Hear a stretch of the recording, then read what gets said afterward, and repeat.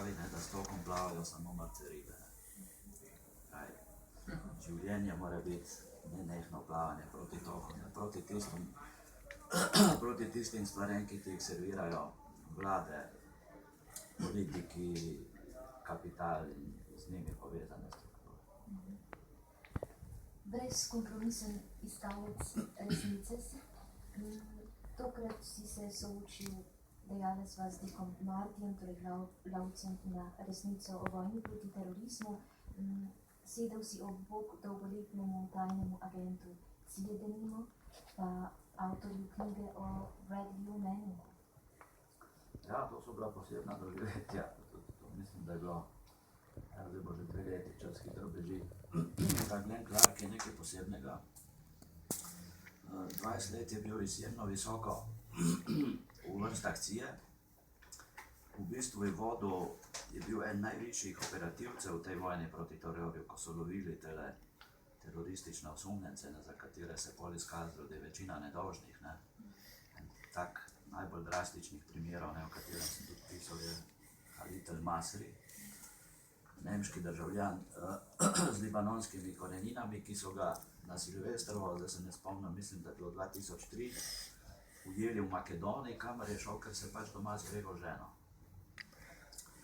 Američani so imeli nekaj informacije, da je vpleten neka teroristična dejanja, so ga aretirali, odpeljali v Afganistan, mučili 5 mesecev v zaporu, pol so ugotovili, da so ujeli napačnega človeka, ga odpeljali nazaj v Evropo in odvrgli nekje na enem polju v Albaniji. Ne?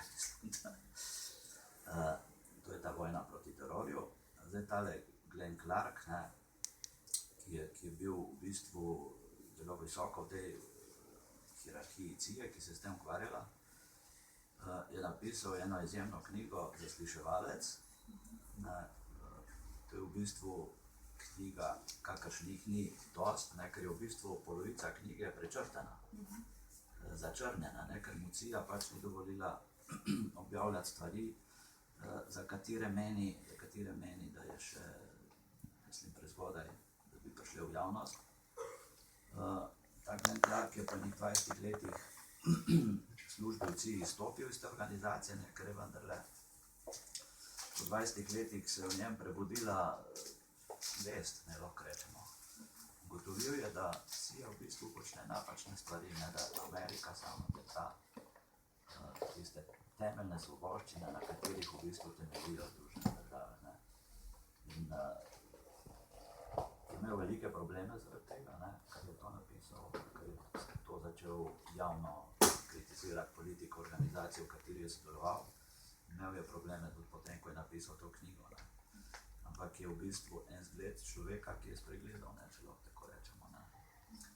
Ni bil pripravljen v nedogled početi tistega, kar je nezakonito, ne, kar je v nasprotju, mislim, s človekovimi pravicami, s človeškim dostojanstvom, ne.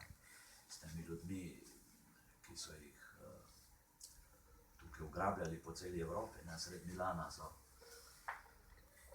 Ameriška CIA v sodelovanju z italijansko obveščevalno službo ugrabila Abu Omarja, so ga odvlekli v Kairo, mučili 1 leto, pa spet ugotovili, da je popolnoma nedolžen. Mislim, v takih poslih je tudi sodelovala Slovenija, ne, mislim, ne čist fizično, ampak je v bistvu od začetka podpirala tako ameriško politiko. Je popolnoma zgrešena, tudi kontraproduktivna, to se zdaj vidi v Iraku, Afganistanu, v Libiji.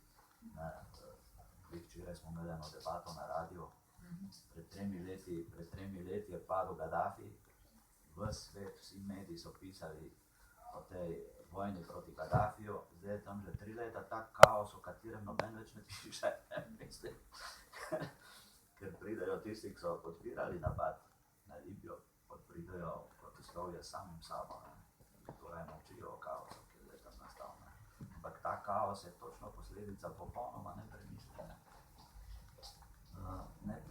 poteze ZDA in evropskih zaveznikov, ne, tudi zlasti v Evropi, Francije in Velike Britanije. No in takih sogovornikov je še kar nekaj. Da. Moriča zlovešča tišina, ki si jo občasno ali vse pogosto dovolimo mi vsi, si dovolimo biti tista množica, torej ki miži. me spomni na intervju s Šimonom Peresom. Naslovil si ga z besedami mir ima svojo ceno. Tako skrajno cinično in trgajoče to zveni v tem trenutku. Ja, Šimon Peres je v bistvu izjemna zgodovinska osebnost. Tudi zaradi tega sem dolgo časa želel narediti z njim en daljši intervju, ker mislim, samo v enem daljšem pogovoru lahko človeka kaj izveš, mislim, tiste kratke izjave zame, ok, to je pač del novinarskega poklica, ampak za tiste krajše pogovore v bistvu jih niti ne štejem za ta pravi intervju, jaz hočem s človekom sedeti in ta priložnost se mi je ponudila. V bistvu sva s Šimonom Peresom obdelala celo njegovo življenjsko pot, ki je izjemna. V bistvu so ustvarjal Izrael, v bistvu so ustvarjal mir, dobil Nobelovo nagrado za mir, ampak hkrati pa tudi ve, kakšna je cena za ta mir. Ta cena za mir je strahotna.